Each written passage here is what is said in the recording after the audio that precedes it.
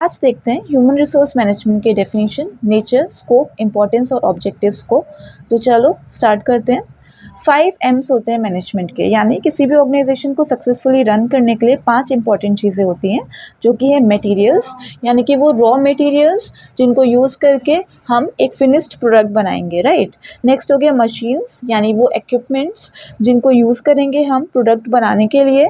Methods यानी techniques. Next है money, जो मनी तो लगेगा ही, अब इन सब चीज़ों को यूज़ करने के लिए, चलाने के लिए पैसा की ज़रूरत तो पड़ेगी ही। नेक्स्ट है मैन यानी वो एम्प्लॉयज़, लेबर या मैनेजर्स जो कि इन सब चीज़ों को यूज़ करके एक प्रोडक्ट बनाएंगे। किसी भी ऑर्गेनाइजेशन में जो ह्यूमन यानी कि जो एम्प्लॉयज़ काम कर रहे हैं उनको मैनेज करना ह्यूमन रिसोर्स मैनेजमेंट कहलाता है।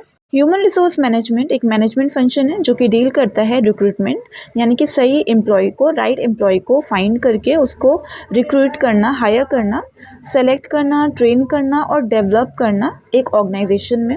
ह्यूमन रिसोर्स मैनेजमेंट की डेफिनेशन देख लेते हैं।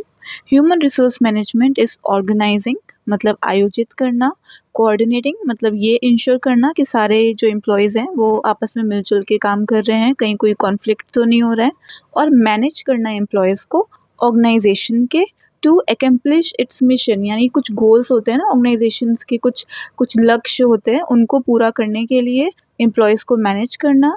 This includes recruiting, hiring, training.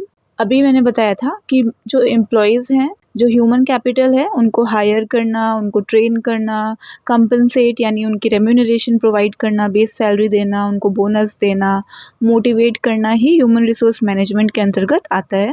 जो एचआर प्रोफेशनल्स होते हैं ऑर्गेनाइजेशन के, वो ह्यूमन कैपिटल को मैनेज करते हैं, यानी कि जितने भी ह्यूमन कैपिटल हैं, जितने एम्प्लॉयज़ हैं जो ऑर्गेनाइजेशन में वर्क कर रहे हैं, चाहे वो मिडिल लेवल के हो, टॉप लेवल हो या फिर लोअर लेवल के हो, उन सबको मैनेज करना, उनको ट्रेन करना, डेवलप करना, मोटिवेट करना, इंस्पायर करना, उनके वेलफेयर को देखना, या कोई कॉन्फ्लिक्ट हो रहा है तो उसको रिजॉल्व करवाना, या कोऑर्डिनेशन मेंटेन रखना ऑर्गेनाइजेशन में, ये मेन काम होता है एचआर प्रोफेशनल्स का।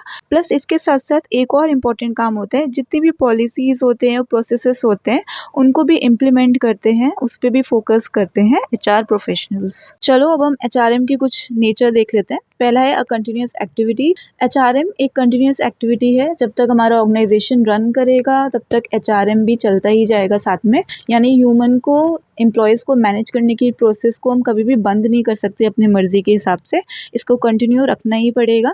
सेकेंड है अ परवेसिव फंक्शन। परवेसिव बोलो चाहे यूनिवर्सल बोलो, बात एक ही है। जितने भी लेवल्स होते हैं मैनेजमेंट के, चाहे वो लोअर हो गया, मिडिल हो गया, टॉप लेवल हो गया, हर एक लेवल पे एचआरएम जो है वो अप्लाई होगा। यानी ऐसा नहीं है कि हम टॉप लेवल के जो एम्प्लॉयज़ हैं उनको मैनेज नहीं करेंगे एचआरएम में, उनको भी सब अप्लाई होगा एचआरएम, तो ये परवेसिव फंक्शन है। थर्ड है based on certain policies and principles. Human resource management कुछ प्रिंसिपल्स और पॉलिसीज पे बेस्ड होता है जिनको फॉलो किया जाता है। कुछ ऑब्जेक्टिव्स होते हैं, जो गोल्स होते हैं ऑर्गेनाइजेशन के, उनको फुलफिल करने के लिए, उनको अचीव करने के लिए। नेक्स्ट है both art and science. HRM जो है वो साइंस कहलाया जाता है ह्यूमन इंजीनियरिंग का, क्योंकि ये कुछ टेक्निक्स और कुछ प्रिंसिपल्स पे, पॉलिसीज पे बेस्ड होता है। प्लस आर्ट भी कहलाया जाता है क्योंकि लोगों को मैनेज करना, उनको डील करना भी एक स्किल होती है, राइट। उनको मैनेज करना, उनके कॉन्फ्लिक्ट्स या इश्यूज को सॉल्व करना एक आर्ट होता है। पीपल सेंटर्ड यानी मेन फोकस जो होता है एचआरएम का, वो लोगों पे होता है, जो एम्प्लॉयज़ वर्क कर रहे होते हैं उनको मैनेज करने पे होता है। स्कोप ऑफ एचआरएम का बहुत ही वाइड स्कोप होता है। एचआर प्रोफेशनल को काफ़ी सारे इंपॉर्टेंट रोल्स परफॉर्म करने होते हैं एक ऑर्गेनाइजेशन में। पहला है एम्प्लॉयज़ हायरिंग। एक ऐसे कैंडिडेट को चूज़ करना उस पोजीशन के लिए या फिर वेकेंट पोजीशन के लिए जो कि उस पर परफेक्ट मैच बन रहा हो, यानी कि choosing right candidate for the right position. अब वो कैंडिडेट या फिर एम्प्लॉय जो है वो कॉम्पिटिटेंट होना चाहिए, एफिशिएंट होना चाहिए, और उसके अंदर एक ज़ील होना चाहिए, यानी उत्साह होना चाहिए काम करने की। सेकेंड है रेम्यूनरेशन। अब इसमें वो पेमेंट या फिर कंपनसेशन जो कि एम्प्लॉय रिसीव करता है या फिर एग्जीक्यूटिव रिसीव करता है अपने एम्प्लॉयमेंट के दौरान, ये मंथली बेसिस पे भी हो सकता है, वीकली भी हो सकता है। इसमें बेस सैलरी या फिर बोनसेस भी इंक्लूडेड होते हैं, प्लस और भी कुछ इकोनॉमिक बेनिफिट्स होते हैं जो कि एम्प्लॉय पाता है या फिर एग्जीक्यूटिव पाता है अपने एम्प्लॉयमेंट में। थर्ड पॉइंट है employ motivation. HR professionals ensure करते हैं कि जो एम्प्लॉय हैं, जो ऑर्गेनाइजेशन में काम कर रहे हैं, वो फुली मोटिवेटेड और इंस्पायर्ड रहें, ताकि वो काम भी बहुत अच्छे से करें, उनकी प्रोडक्टिविटी इंक्रीज़ हो जाए, वो बहुत इफ़ेक्टिवली और एफिशिएंटली काम करें, प्लस जो गोल्स हैं ऑर्गेनाइजेशन के वो भी अचीव होने में हेल्पफुल रहें। फोर्थ पॉइंट है इंडस्ट्रियल रिलेशन।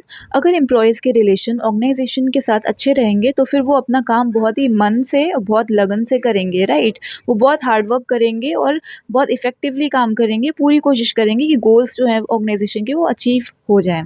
तो फिर एचआर प्रोफेशनल का एक इम्पॉर्टेंट रोल ये भी होता है कि जो इंडस्ट्री के साथ रिलेशन है एम्प्लॉयज़ के, वो उनको बहुत अच्छे संबंध बना के रखें, कोऑर्डिनेशन मेंटेन रखें ऑर्गेनाइजेशन में, प्लस जो लेबर यूनियन है उनके साथ भी अच्छे रिलेशन बना के रखें, ताकि कोई भी कॉन्फ्लिक्ट हो उसको अवॉइड किया जा सके या फिर ईजिली रिजॉल्व किया जा सके। लास्ट पॉइंट है एम्प्लॉय मेंटेनेंस। एचआर प्रोफेशनल्स कुछ स्ट्रेटजीज या फिर एक्टिविटीज़ परफॉर्म करते हैं ऑर्गेनाइजेशन में, ये मेक श्योर करने के लिए कि जो एम्प्लॉयज़ हैं वो अपने जॉब से फुली सेटिस्फाइड हैं कि नहीं।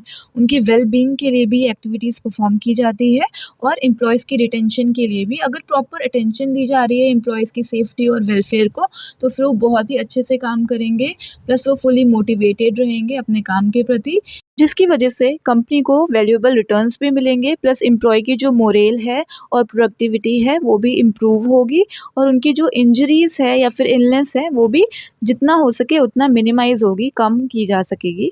अब हम कुछ ऑब्जेक्टिव्स सीख लेते हैं ह्यूमन रिसोर्स मैनेजमेंट के। First one is meeting organisational goals. हर एक ऑर्गेनाइजेशन के अपने कुछ गोल्स होते हैं, कुछ लक्ष्य होते हैं जिनको पूरा करने के लिए, जिनकी अचीवमेंट के लिए वो रन कर रहे होते हैं।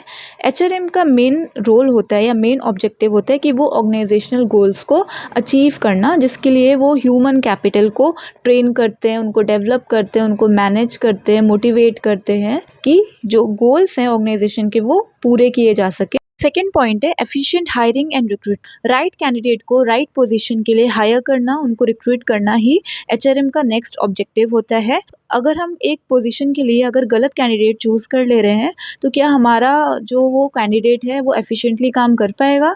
नहीं कर पाएगा। तो फिर एफिशिएंट हायरिंग करना ही एचआरएम का नेक्स्ट ऑब्जेक्टिव होता है। वो एम्प्लॉय जो कि उस पोजीशन के लिए, उस काम को करने के लिए फुली मैच कर रहा हो या फिर वो फुली कॉम्पिटिटेंट हो, एफिशिएंट हो और उसके अंदर एक उत्साह होनी चाहिए वो काम करने के लिए, उसको फुल स्किल्स हो, ट्रेंड हो, वो एक्सपीरियंस्ड हो और प्लस फुल नॉलेज हो उस काम को करने की। थर्ड पॉइंट है एम्प्लॉय मोटिवेशन।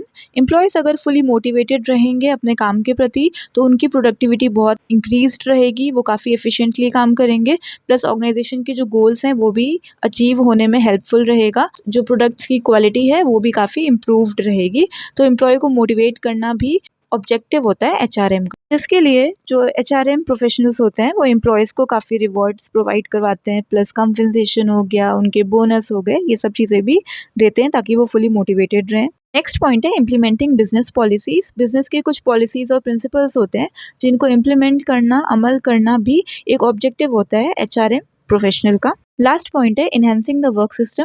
ऑर्गेनाइजेशन में जो वर्क सिस्टम है उसको इन्हेंस करना, यानी लेबर्स की यानी एम्प्लॉयज़ की प्रोडक्टिविटी बढ़ाना भी एक ऑब्जेक्टिव है एचआरएम का।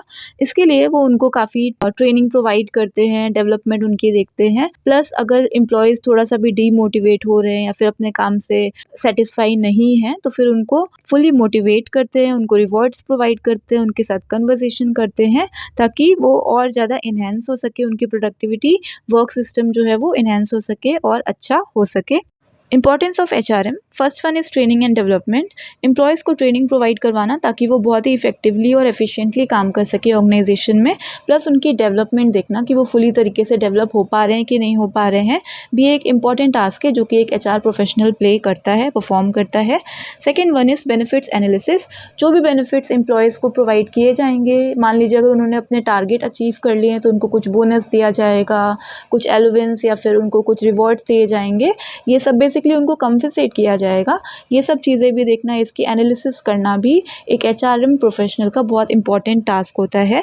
Third one is conflict management. अगर कोई भी लड़ाई झगड़े, कॉन्फ्लिक्ट हो रहे हैं एम्प्लॉयज़ के बीच में या फिर बात अगर लेबर यूनियन तक पहुंच गई है तो फिर उस कॉन्फ्लिक्ट को मैनेज करना, इशू को रिजॉल्व करना भी एक बहुत ही ज़्यादा इंपॉर्टेंट टास्क होता है जो कि एक एचआर प्रोफेशनल प्ले करता है। Fourth one is establishing a healthy work culture. Work culture अगर हेल्दी है और एम्प्लॉयज़ को फुली फुली सेफ्टी दी जा रही है काम में, तो फिर वो फुली मोटिवेटेड रहेंगे, प्लस जो उनकी प्रोडक्टिविटी है वो भी इंक्रीज़ होगी। तो ये इंश्योर करना कि एक हेल्दी वर्क कल्चर है कि नहीं, ये भी एक एचआरएम प्रोफेशनल की ड्यूटी है, इंपॉर्टेंट टास्क है।